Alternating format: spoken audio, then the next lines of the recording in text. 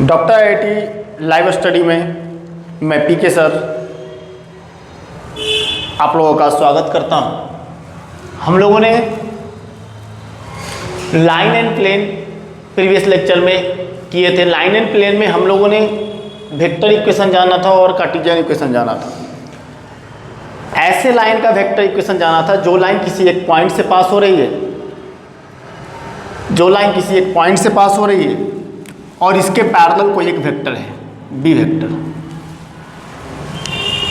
इस लाइन का हम लोगों ने वेक्टर इक्वेशन जाना था और इसी लाइन का हम लोगों ने कार्टेशियन इक्वेशन जाना था। अब हम लोग आज जो है इससे आगे चलेंगे। हम लोग आज भी लाइन का ही इक्वेशन पढ़ेंगे, लाइन का ही वेक्टर इक्वेशन एंड लाइन का ही कार्टेशियन इक्वेशन पढ़ेंगे। लेकिन वैसी लाइन ए लाइन किसी एक पॉइंट से पास हो रही थी। अब जो हम लोग पढ़ेंगे वो ये पढ़ेंगे कि कोई एक लाइन है,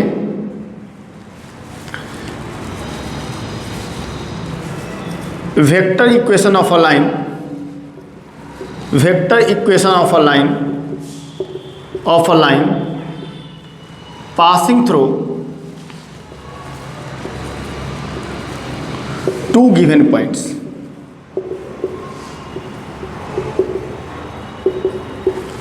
मतलब हम लोग क्या पढ़ेंगे, किसी एक लाइन का इक्वेशन पढ़ेंगे, किसी एक लाइन का इक्वेशन पढ़ेंगे। वो लाइन किसी दो पॉइंट से पास हो रही है। कितने पॉइंट से पास हो रही है? दो पॉइंट से पास हो रही है। हम लोग मान लेते हैं कि ये लाइन पॉइंट ए और पॉइंट बी से पास हो रही है। पॉइंट ए से जब पास हो रही है तो इस पॉइंट का पोजीशन वेक्टर ए वेक्टर होगा और पॉइंट बी से पास हो रही है तो इस पॉइंट का पोजीशन वेक्टर बी वेक्टर होगा। हमें वैसी लाइन की इक्वेशन बतानी है इस बार जो किसी पॉइंट से पास हो रही है। कितने पॉइंट से पास हो रही है? दो पॉइंट से पास हो रही है। यहाँ पर क्या था कि वैसी लाइन का इक्वेशन बताना था जो लाइन एक पॉइंट से पास हो रही थी और किसी एक वेक्टर की पैरेलल थी। तो जब लाइन किसी एक पॉइंट से पास होगा और किसी वेक्टर के पैरेलल होगा तो उसका वेक्टर इक्वेशन ए होगा और कार्टेशियन इक्वेशन ए हो गया। और ये तो आपको पता है ये क्या कहलाता है? Direction ratio. क्या होता है? Direction ratio. अब हम लोग ऐसे लाइन का इक्वेशन जानेंगे जो लाइन दो पॉइंट से पास हो रही है। कितने पॉइंट से पास हो रही है? दो पॉइंट से पास हो रही है।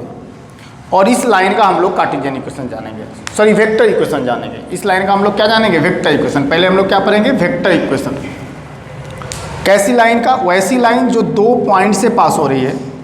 अब ये लाइन दो पॉइंट से पास हो रही है तो हम एक रैंडमली पॉइंट मान लेते हैं और इसका पोजीशन वेक्टर ए वेक्टर है, इसका पोजीशन वेक्टर बी वेक्टर है और इसके पोजीशन वेक्टर को हमने आर वेक्टर बोल दिया। अब हमें क्या दिख रहा है? हमें दिख रहा है कि पॉइंट ए, आर और बी तीनों एक ही लाइन पर है। मतलब तीनों पॉइंट को लीनियर है। मीन्स यदि हम देखें तो ए आर वेक्टर और ए बी वेक्टर पैरेलल है। हमें क्या दिया हुआ है? हमें दिया हुआ है कि A R vector parallel to A B vector. ये दोनों आपस में वेक्टर पैरेलल है। कैसे? क्योंकि तीनों एक ही पॉइंट पे है, एक ही लाइन पे, सॉरी एक ही लाइन पे।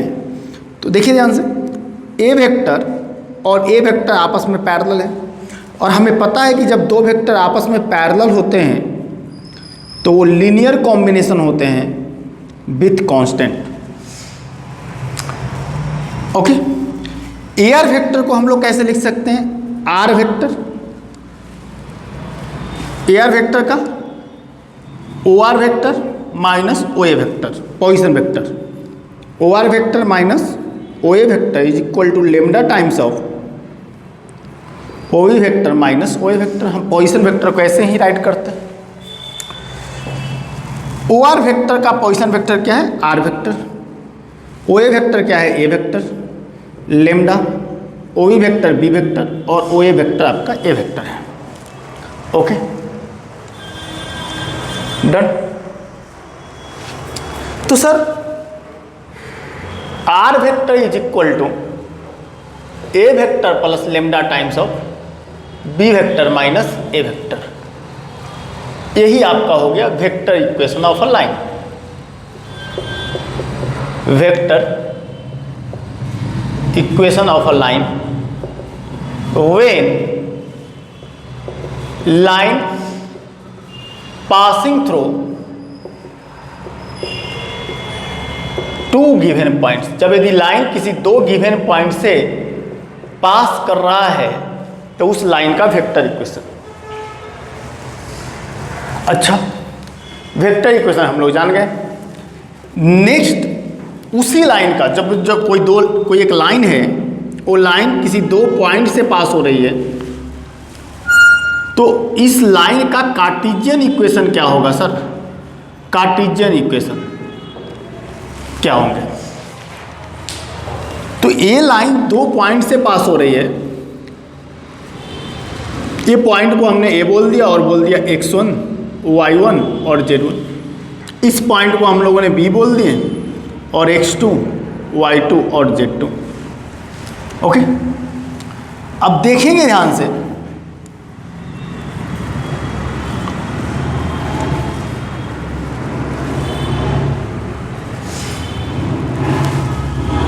ओके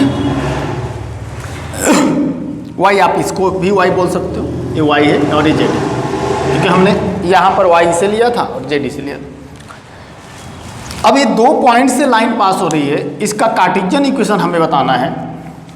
हमने बोल दिया कि कोई एक रेंडमली पॉइंट मान लिया r पॉइंट, उसे हमने बोल दिया कि x y z है उस पॉइंट। सर अभी तो यही बात हो गई ना, मतलब यही बात हो जाएगी। यस, कैसे कैसे होगा? देखिए ध्यान से, ये क्या है, R vector minus A vector is equal to lambda times of B vector minus A vector, लिख सकते हैं। तो R vector minus A vector, R vector is a position vector of point R and A vector is a position vector of point A. तो हम लोग इसको देखते हुए, इसे देखते हुए हम लोग इसे लिख सकते हैं क्या, x माइनस x1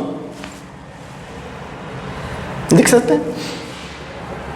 इस वेक्टर को कैसे लिख सकते हैं, x minus x1 I cap plus y minus y1 J cap और z minus z1 K cap. इस वेक्टर को हम लोग लिख सकते हैं ऐसे, is equal to lambda times. इस वेक्टर को हम लोग कैसे लिख सकते हैं, B vector minus A vector को x2 minus x1 I cap y2 minus y1 J cap और z2 minus z1 K cap. आप लोगों को पता होगा वेक्टर कैसे लिखा जाता है। अच्छा, इससे ये बात पता चला सर कि जब यदि दो वेक्टर आपस में इक्वल हैं तो आई के इक्वल होगा, जे के इक्वल होगा, के इक्वल होगा। हाँ, हम लोगों ने इक्वलिटी ऑफ वेक्टर में पढ़े हुए हैं वेक्टर चैप्टर में।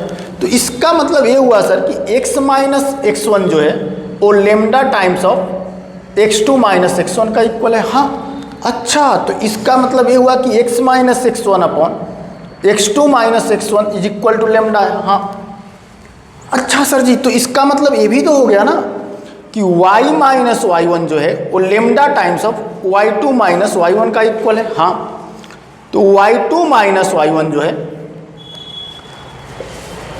Sorry y minus y1 upon y2 minus y1 जो है वो लेमडा के इक्वल है। हाँ, तो इसे भी हम लोग कर सकते हैं कि z माइनस z1 जो है वो lambda times of z2 minus z1 के इक्वल है। हाँ, तो z माइनस z1 जो आ गया और z2 माइनस z1 का रेशियो जो है वो लेमडा के इक्वल है। हाँ, अच्छा, तो ये भी लेमडा का इक्वल, ये भी लेमडा का इक्वल, ये भी लेमडा का इक्वल, मीन्स ये तीनों आपस में इक्वल है। हाँ, मीन्स सर ये है कि x minus x1 upon x2 minus x1 y minus y1 upon y2 minus y1 और z minus z1 upon z2 minus z1।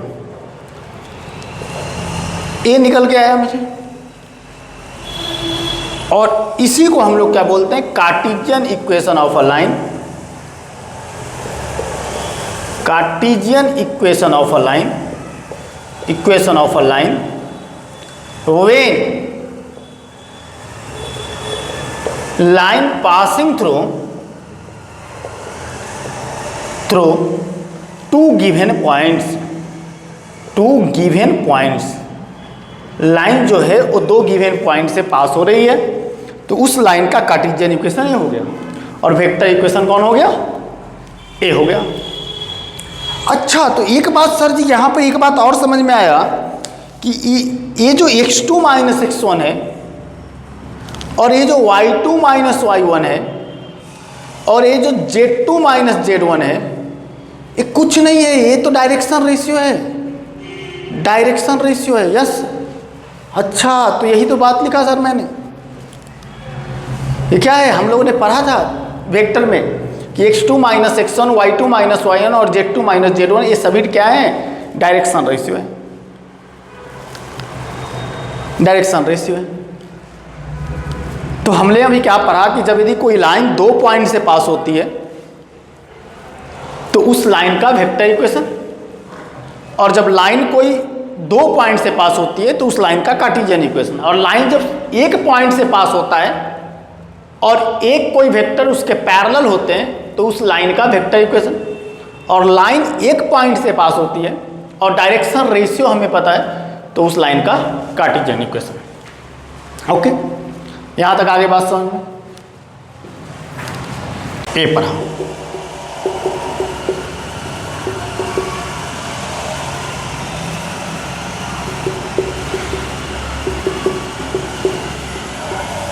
Okay, हम लोगों ने ए बातें पढ़ ली। ए वेक्टर इक्वेशन कब होता है, जब यदि कोई लाइन एक फिक्स पॉइंट से पास करे और किसी एक वेक्टर का पैरेलल वेक्टर हो। और ये वेक्टर इक्वेशन कब होता है, जब यदि कोई लाइन दो गिवन पॉइंट से पास करे, और एक कार्टेशियन इक्वेशन कब होती है, जब कोई लाइन किसी एक गिवन पॉइंट से पास करे, और एक कार्टेशियन इक्वेशन कब, जब कोई लाइन दो गिवन इक्वेशन से दो गिवन पॉइंट से पास हो। अब हम लोग जानेंगे कि सर इसमें क्वेश्चन कैसा आता है, क्वेश्चंस के पैटर्न जानेंगे, क्वेश्चंस कैसे आते हैं। हमें कोई लाइन देगा और वो लाइन हमें देगा कि वो लाइन किसी एक पॉइंट से पास हो रही है, उसकी पोजीशन वेक्टर हमें गिवन दे देगा, और इस लाइन के पैरेलल यदि कोई वेक्टर हमें गिवन दे देगा तो वेक्टर इक्वेशन निकालने की फॉर्मूला इससे हम लोग निकालेंगे। ऐसा क्वेश्चन आ सकता है, कभी कभी ऐसा भी क्वेश्चन आ सकता है, देखिएगा ध्यान से, कभी कभी ऐसा भी क्वेश्चन आ सकता है, जैसे हमें दे दिया इसी में कि ये लाइन जो है, इस लाइन जो है जो पॉइंट से पास हो रहा है वो पॉइंट्स का पोजीशन वेक्टर ए है, और यह लाइन का जो पैरेलल वेक्टर है वो पैरेलल वेक्टर आपको दे दिया है ए है, और बोल दिया पैरेलल वेक्टर है आई कैप जे कैप के कैप, और यह लाइन जिस पॉइंट से पास हो रही है वो पॉइंट का पोजीशन वेक्टर है ए, और हमें बोल दिया कि कार्टेशियन इक्वेशन निकालो। क्या बोल दिया, कार्टेशियन इक्वेशन निकालो, Cartesian equation of a line, ऐसे बोल दिया कि कार्टेशियन इक्वेशन निकालो किसकी, लाइन की। तो इस पॉइंट का पोजीशन वेक्टर दिया हुआ है, तो यह पॉइंट जब हम लिखेंगे तो पॉइंट क्या है, 2, 1 और -1 है, ये पता है हमें। अच्छा सर, तो कार्टेशियन इक्वेशन तो ये है ना, जब यदि कोई लाइन किसी एक पॉइंट से पास होती है तो कार्टेशियन इक्वेशन है, डायरेक्शन रेशियो कहाँ लाएंगे सर? हम लोग पढ़े हुए हैं कि जब यदि कोई वेक्टर दिया हुआ है ए आई कैप, बी जे कैप और सी के कैप, तो इसका डायरेक्शन रेशियो यही होता है। अच्छा, तो डायरेक्शन रेशियो ये आ गया, डायरेक्शन रेशियो क्या आ गया, 1, 1 और 1, 1, 1 और 1, और पॉइंट क्या आ गया, पॉइंट क्या है, 2, 1 और -1। मतलब यदि कोई लाइन ए पॉइंट से पास कर रही है और इसके पैरेलल है, तो जो पैरेलल वेक्टर है उसका डायरेक्शन रेशियो, एंड वह लाइन किसी पॉइंट से पास हो रही है, हमें डायरेक्शन रेशियो पता चल गया और पॉइंट पता चल गया लाइन का कि लाइन किस पॉइंट से पास हो रही है और उस लाइन का डायरेक्शन रेशियो क्या है, तो कार्टेशियन इक्वेशन निकालने के डायरेक्ट फार्मूला यूज कर देंगे, x माइनस x1 की जगह 1 अपॉन 2, क्योंकि ये y माइनस 1 अपॉन 1 और z माइनस 1 अपॉन माइनस 1। समझ में आ गया? अच्छा, ये तो एक टाइप का क्वेश्चन हो गया। यदि क्वेश्चन हमें कुछ ऐसा आ जाए, कैसा आ जाए, ऐसा कि एक कोई लाइन है और एक कोई दूसरी लाइन है, ओके, एक कोई ये लाइन है और एक कोई ये लाइन है, ए लाइन का वेक्टर इक्वेशन कुछ ऐसा दिया हुआ है, यही मान लेते हैं 2i cap plus j cap minus k cap और plus lambda times of I cap J cap और के कैप, और इस लाइन का जो वेक्टर इक्वेशन हमें दिया हुआ है वो कुछ ऐसा दिया हुआ है 3i cap minus 2j cap, 3i cap minus 2j cap plus के कैप और mu times of I cap minus J cap plus 2k cap. और हमें यदि आपको निकालने के लिए ऐसा दे दिया कि दो लाइन है और दोनों लाइन का इक्वेशन हमें दिया हुआ है, वेक्टर इक्वेशन हमें दिया हुआ है, कार्टेशियन इक्वेशन भी आपको दिया हुआ रह सकता है और वेक्टर इक्वेशन भी आपको दिया हुआ रह सकता है, ठीक है। अब हमें बोल दिया कि बताओ ये पॉइंट ऑफ इंटरसेक्शन क्या है, पॉइंट ऑफ इंटरसेक्शन निकालो। हमें क्या निकालने के लिए बोल दिया कि पॉइंट ऑफ इंटरसेक्शन निकालो। तो हम कैसे निकालेंगे? ये लाइन का इक्वेशन हमें पता है, ये लाइन का इक्वेशन हमें पता है, तो क्या हम इस लाइन पर कोई एक पॉइंट मान लेते हैं कि कोई एक पॉइंट, हम रैंडमली कोई एक पॉइंट मानते हैं। पहले हम क्या निकालते हैं कि एनी पॉइंट ऑन द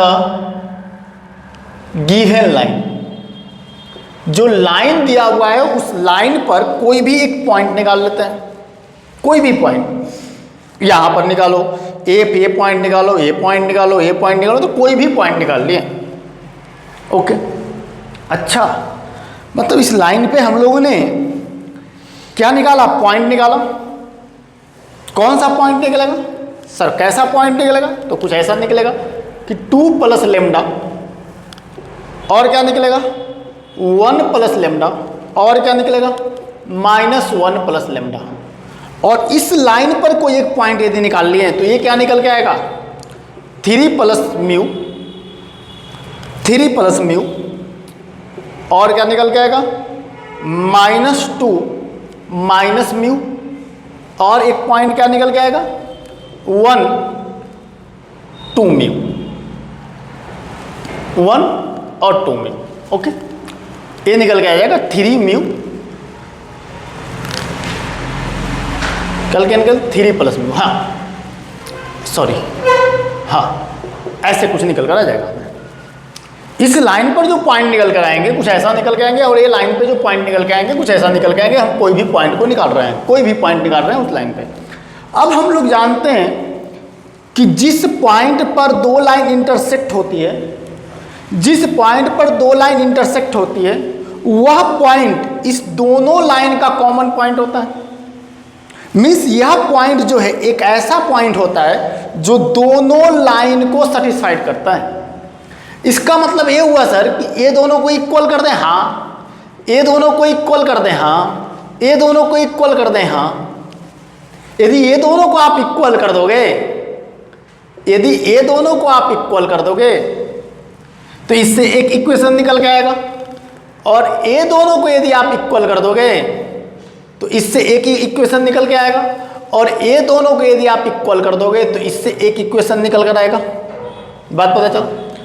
अब जो इक्वेशन निकल के आएगा वो इक्वेशन कैसा निकल के आएगा? लीनियर इक्वेशन इन 2 वेरिएबल में निकल के आएगा, ठीक है। एक लेमडा हो जाएगा और एक म्यू हो जाएगा वेरिएबल की बात पे।